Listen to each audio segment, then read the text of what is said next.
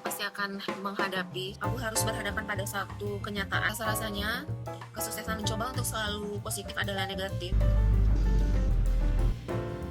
Kalau kamu suka menulis dan kadang-kadang kamu sudah berada di tidak ada yang akan lebih. Aku bukan satu-satunya orang di muka bumi ini yang struggling. Semua orang pasti akan menghadapi sesuatu yang serupa di dalam hidup ini, di mana tidak ada yang berjalan dengan baik. Kalau berbicara tentang momen terendah dalam hidupku, itu adalah di saat aku dihadapkan pada suatu kondisi di mana kerja keras yang aku lakukan selama bertahun-tahun di dalam mengejar impian tidak membuahkan hasil. Aku harus berhadapan pada satu kenyataan bahwa jalan yang aku tempuh untuk meraih mimpi adalah perjalanan yang sangat panjang, yang sangat melelahkan dan berliku-liku, dan di setiap persimpangannya ada begitu banyak tanda tanya yang harus dijawab. Sementara kalau aku lihat sekelilingku, aku lihat teman-teman yang seumuran, mereka sudah sampai di pantai dan sedang duduk menikmati indahnya matahari terbenam. Entah sejak kapan sebuah momen pertambahan usia menjadi momen yang penuh dengan kecemasan, bukan lagi sebuah momen yang harus dirayakan. Setiap hari yang aku pikirkan adalah bagaimana caranya untuk bisa kabur dari pekerjaan yang dulunya bisa memberikan rasa aman dan juga memberikan kestabilan di dalam segala hal. Bukan hanya dalam hal pekerjaan, tapi hampir di semua hal aku tidak punya motivasi. Bahkan di saat aku melakukan hal-hal kecil pun terasa seperti beban yang sangat besar. Dewasa ini sangat sulit untuk merasa cukup dan bahagia. Aku selalu merasa kesepian, sendirian di tengah keramaian. Aku merasa kehilangan harapan, depresi, dan pikiranku jauh tentang masa depan. Aku mulai mempertanyakan semua hal, termasuk jalur karir, hubungan, dan juga impian. Skenario yang selalu terulang-ulang di dalam pikiranku adalah semua orang moving on with their life, sementara aku di sini stuck di sebuah jurang yang tidak bisa aku daki. Aku selalu merasa terombang-ambing menjalani kehidupan ini, setiap hari berusaha untuk bertahan daripada menikmati atau menjalani kehidupan itu sendiri. Depresi dan kesedihan mempengaruhi setiap orang dengan cara yang berbeda. Aku tidak suka semua hal tentang diriku. Dan mau tidak mau, aku harus mengakui bahwa aku adalah orang pertama yang selalu komplain dengan diri sendiri, selalu melihat hal-hal negatif yang ada di dalam diri sendiri, dan selalu merendahkan diri sendiri. Rasa-rasanya kesuksesan menjadi hal yang semakin mustahil untuk diraih. Aku menghabiskan masa kecilku dengan memimpikan seperti apa kehidupan yang akan aku jalani saat aku dewasa nanti. Dan aku tidak pernah menyangka bahwa di usia ini aku masih harus mencari tahu apa yang menjadi tujuan hidupku. Dulunya aku pikir di usia ini aku sudah settle dalam berbagai hal. Saat kamu mencoba untuk membangun sesuatu, kamu pasti akan menghadapi suatu kondisi di mana apa yang kamu bangun itu akan runtuh. Banyak hal yang berjalan tidak sesuai dengan rencana, tapi itu terjadi karena kamu sedang dipersiapkan untuk menerima sesuatu yang lebih baik dari apa yang kamu pikirkan dan apa yang kamu rencanakan. Sangat normal untuk membuat kesalahan dan merasa kehilangan arah sepanjang kamu tahu bahwa kamu sedang berusaha untuk membangun kehidupan yang lebih baik dari sebelumnya. Dan ini adalah beberapa hal yang aku petik di dalam melalui momen terendah dalam hidupku. Tidak ada kehidupan yang sepenuhnya bebas dari rasa sakit atau kesedihan. Aku cuma harus belajar untuk hidup bersama dengan rasa sakit atau kesedihan itu daripada harus terus-menerus menghindarinya. Mencoba untuk selalu positif adalah negatif dan berusaha untuk mengejar kebahagiaan terus-menerus, maka kamu akan kehilangannya. Kita hidup di sebuah lingkungan yang selalu menganggap bahwa rasa takut, kecemasan, kesedihan, marah, dan kehilangan arah adalah sesuatu yang negatif dan harus dihindari.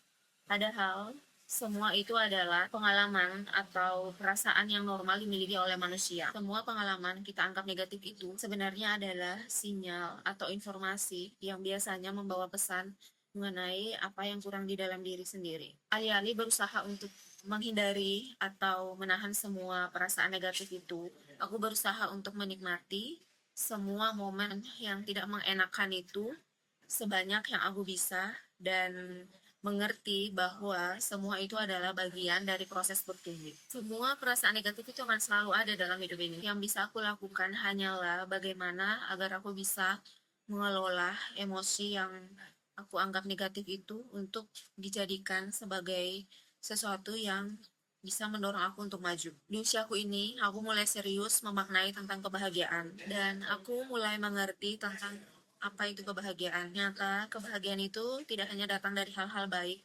mampu melihat hal-hal baik dari semua hal adalah kebahagiaan. Apa yang menjadi fokus dari pikiran ini, itulah yang akan menjadi dunia di mana aku tinggal.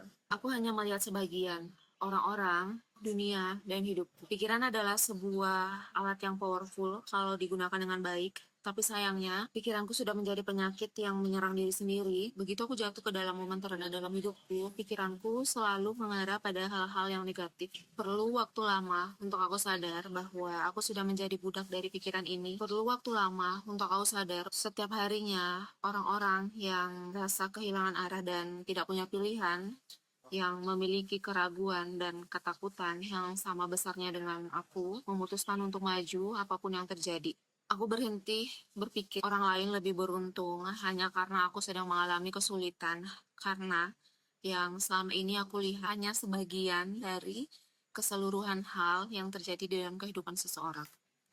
Aku bukan satu-satunya orang di muka bumi ini yang struggling.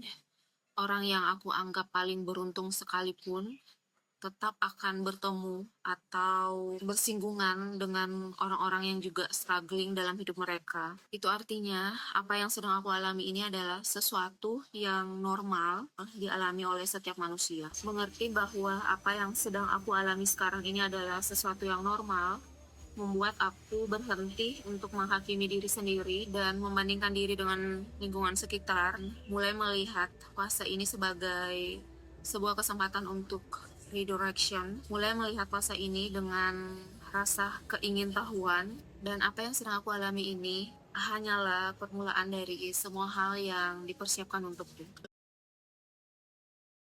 Aku merasa melakukan audit kehidupan ini sangat penting untuk menilai kembali atau merefleksikan kembali hal-hal atau setiap aspek dalam hidup yang ingin aku ubah ataupun hal-hal yang sudah baik.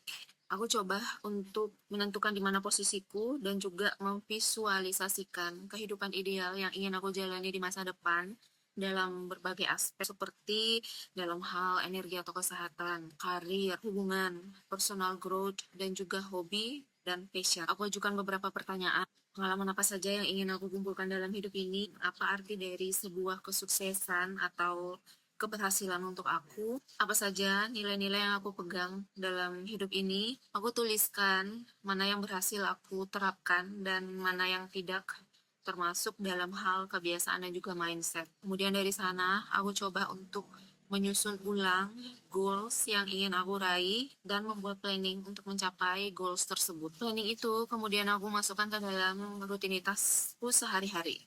Dalam hal energi dan kesehatan, aku mulai melihat dengan jelas apa saja hal-hal yang menjadi sumber energiku dan hal-hal yang membuang-buang energiku. Ada satu quote yang bilang, "Your energy is your currency," sehingga aku menempatkan kesehatan fisik dan mental sebagai prioritas. Dalam hal karir, tahun ini aku membuat goals terbesar yang ingin aku capai dan menyusun planning untuk mencapai goals tersebut, di mana setiap malamnya aku akan buat 3 negotiable to-do list. Hal ini sangat bantu aku untuk fokus saat banyak distraksi yang terjadi. Dalam hal relationship, aku mulai belajar untuk membangun boundaries atau batasan-batasan yang sehat, karena aku ngerasa selama ini aku sudah terlalu banyak memberikan sumber daya yang aku miliki untuk mensupport hal-hal yang sebenarnya tidak ada manfaatnya untuk pertumbuhanku secara personal dan juga hal-hal yang tidak support mimpiku. Aku biarkan orang-orang melanggar nilai-nilai yang aku punya dengan selalu bilang iya, dan aku juga sering scrolling saat mengerjakan pekerjaan yang perlu fokus tinggi. Semua hal itu buat aku berpikir selama ini aku tidak punya batasan yang jelas antara kehidupan personal dan juga pekerjaan. Aku mulai membangun batasan ini untuk menghindarkan diriku dari hal-hal yang tidak baik dan juga untuk membangun sebuah hubungan yang sehat dengan diri sendiri dan orang-orang sekitar.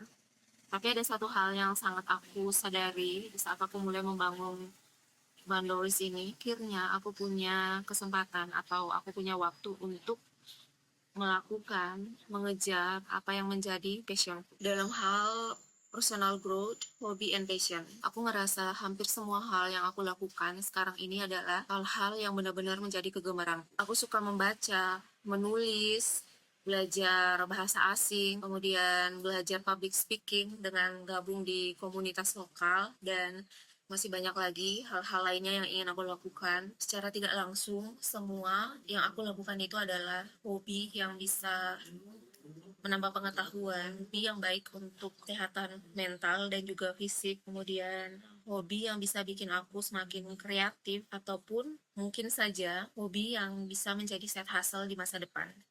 Tapi satu hal yang pasti adalah semua progres selalu terjadi di luar zona nyaman.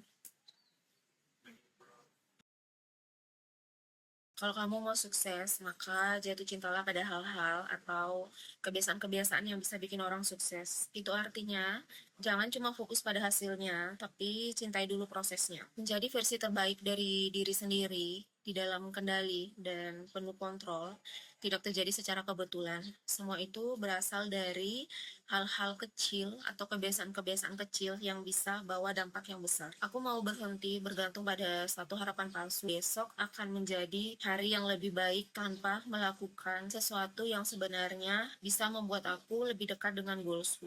Sehingga aku mulai membangun kebiasaan-kebiasaan yang bisa buat aku lebih dekat dengan goals yang ingin aku capai. Tentunya kebiasaan-kebiasaan yang support energi dan juga fokus. Aku mulai dengan kebiasaan di pagi hari, di mana aku suka menjalani the slow morning, gak selalu terburu-buru. Biasanya aku akan mulai dengan olahraga paling lama 1 jam. Setelah itu aku lanjutkan dengan bersih-bersih rumah. Aku juga mulai memprioritaskan untuk selalu punya waktu di luar. Kadang-kadang aku ke pantai, workout di sana. Aku ngerasa hal ini sangat bantu aku untuk lebih grounded dan juga membantu aku untuk menenangkan pikiran. Dulunya aku selalu kesulitan memulai dan menyelesaikan sebuah pekerjaan yang perlu fokus tinggi. Aku suka melakukan hal yang disebut dengan morning routine. Aku suka membaca banyak buku, feel like I'm making a progress, membuat perencanaan sepanjang hari karena lebih mudah untuk dikatakan daripada dilakukan. Semua itu aku kerjakan tanpa satu kesadaran. Aku suka menunda-nunda. Dan apa yang sebenarnya membuat aku lebih dekat dengan goalsku adalah dengan melakukan pekerjaan yang sebenarnya. Setiap kali aku menunda, ada harga yang harus dibayar, yaitu kehidupan yang aku impikan. Lakukan apa yang disebut dengan pekerjaan yang sebenarnya. Setiap pagi aku akan usahakan untuk langsung mengerjakan pekerjaan yang paling sulit dan yang paling penting untuk dikerjakan hari itu pada jam 8 pagi, di mana aku akan memblok sekitar 2-3 jam dan beristirahat di antaranya.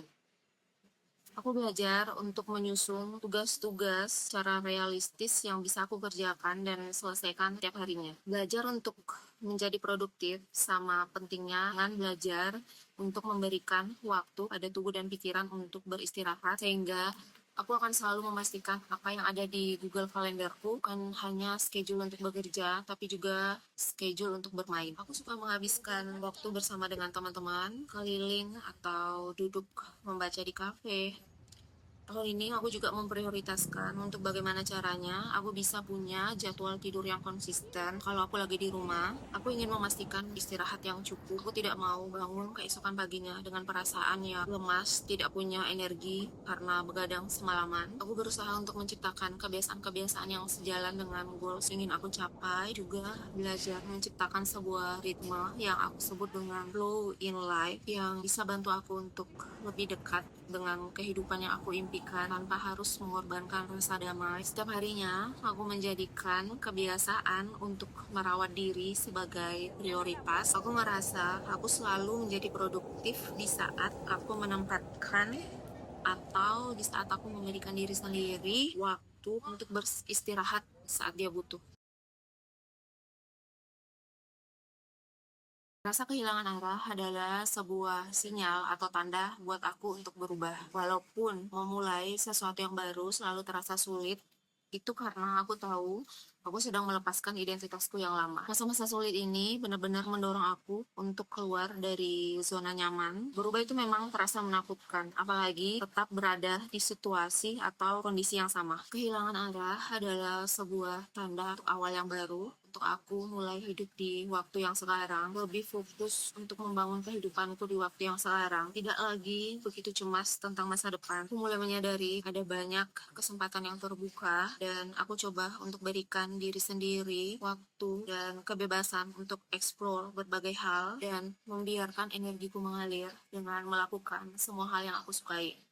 Aku buang semua harapan-harapan kosong dan mulai mengerjakan semua hal yang menjadi kegemaranku. Mencoba untuk mencari arah yang baru, aku mulai rajin mengikuti kegiatan komunitas dan juga kegiatan-kegiatan lainnya yang mengharuskan aku bertemu dengan banyak orang. Tahun ini adalah tahun kedua aku gabung di salah satu komunitas yang ada di Bali, di mana komunitas ini adalah komunitas yang sangat peduli dengan pendidikan anak-anak di pelosok.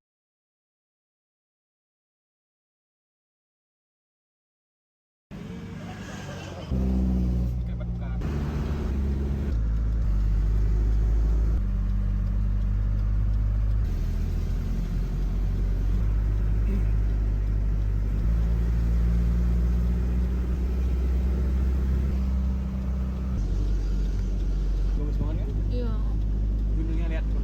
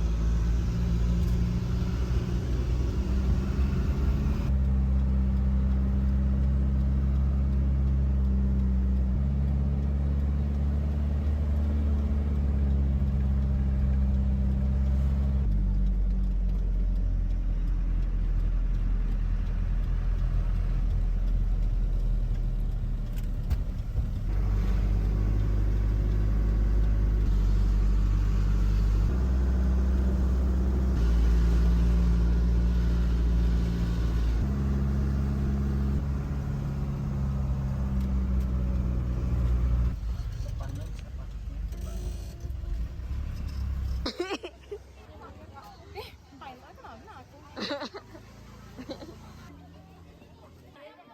Halo.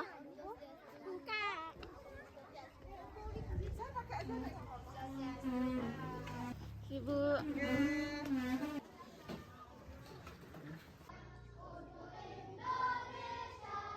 Ini 31 orang, gurunya 6 orang.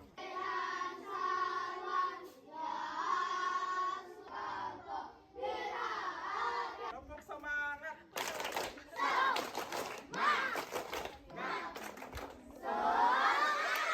Hari ini kita akan belajar bersama. Pada kesempatan yang berbahagia ini, izinkan saya. Selamat pagi adik-adik.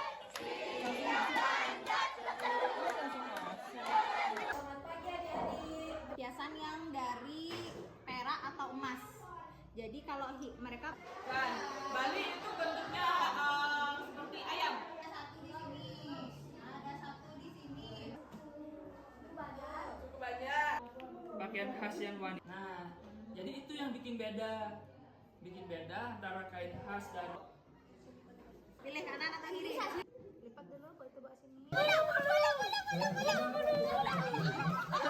Dan cewek cowoknya mana pasangannya? kos diisi. Ya, naik ke 9. Tiga kali, lipat dulu 3 kali. 2, 3.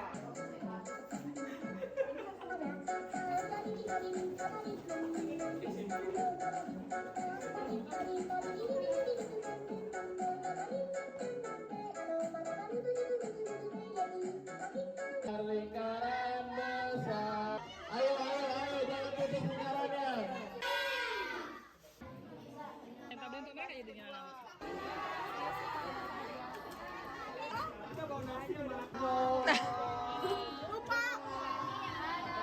Dadah, dadah.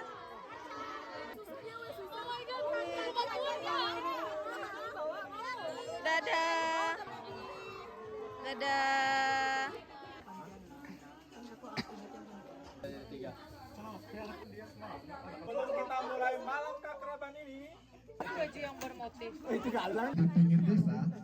biar lambat yang Jahat jahat berani ngumpulin anaknya yang ganteng.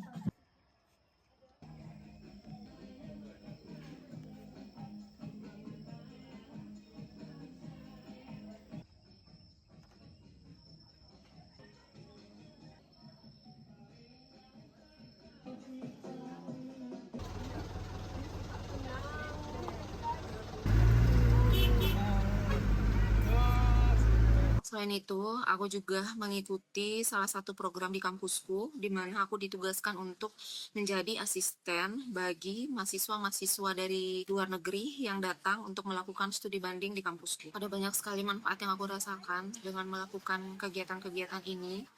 Di antaranya, jadi lebih mengerti tentang diri sendiri, belajar untuk be kind, be gentle with myself. Karena di komunitas ini aku bertemu dengan banyak orang-orang baru, di mana semua orang memiliki perspektif kepribadian yang berbeda-beda. Dan aku nggak harus memaksa diri untuk menjadi seseorang yang ekstrovert di saat berada di suatu lingkungan di mana semua orang ekstrovert untuk bisa diterima.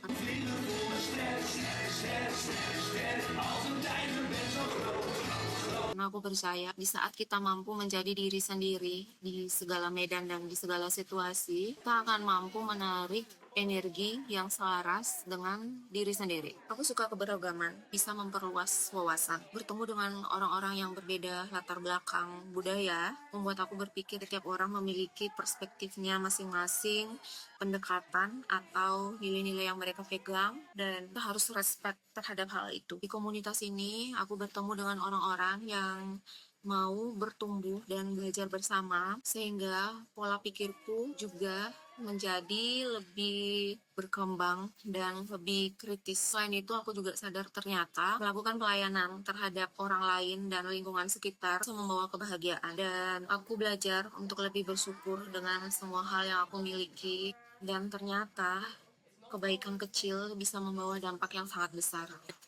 Bersosialisasi kadang melelahkan untuk seseorang yang super introvert seperti aku, tapi aku nggak masalah.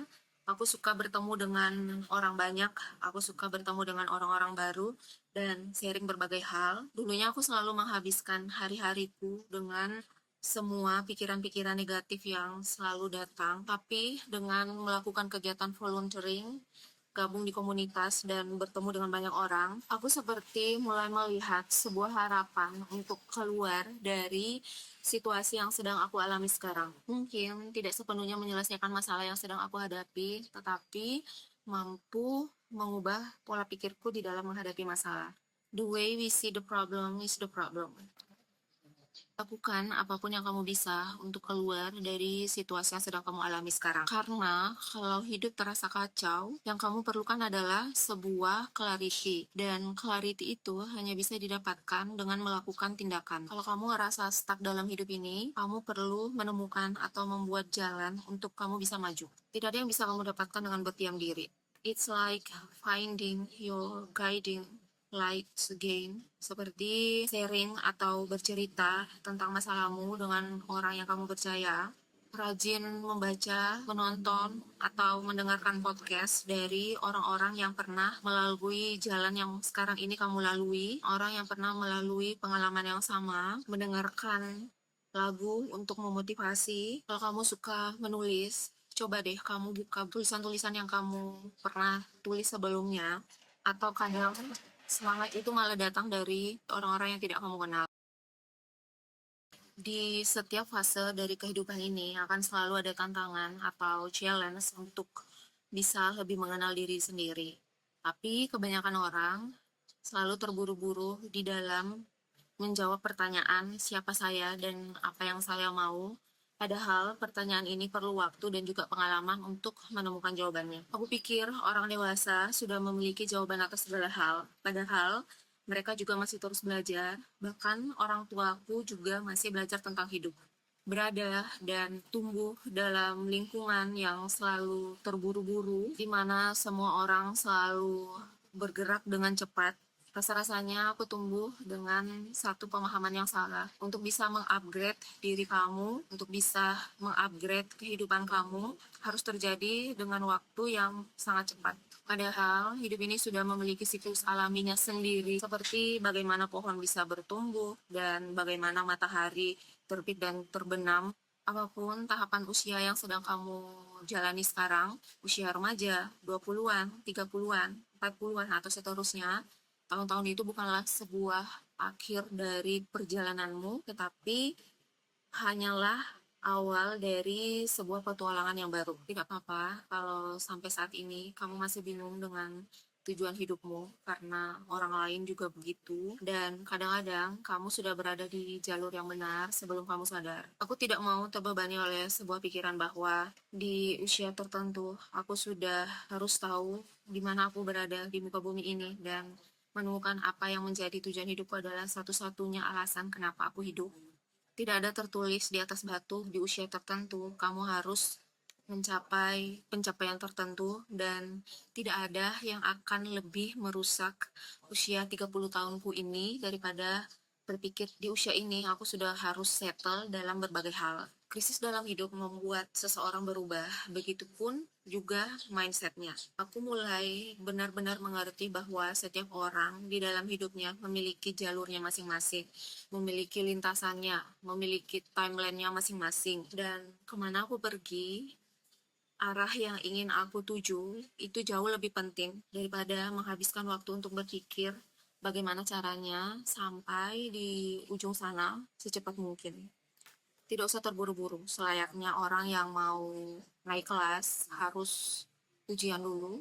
Untuk bisa menerima berkatnya, kamu perlu proses. Kamu harus belajar, kamu harus ditempa. Kalau fondasi yang coba kamu bangun itu diruntuhkan, gunakan kesempatan ini untuk membangun fondasi yang lebih kuat dari sebelumnya. Orang yang mimpinya besar, biasanya ujian yang dia lalui lebih besar dan lebih sulit. Itu karena universe sedang mengetes mereka, apakah mereka layak atau tidak. Jangan sampai begitu kamu tiba di atas, anginnya kencang, kesulitan yang kamu hadapi jauh lebih besar, dan kamu runtuh.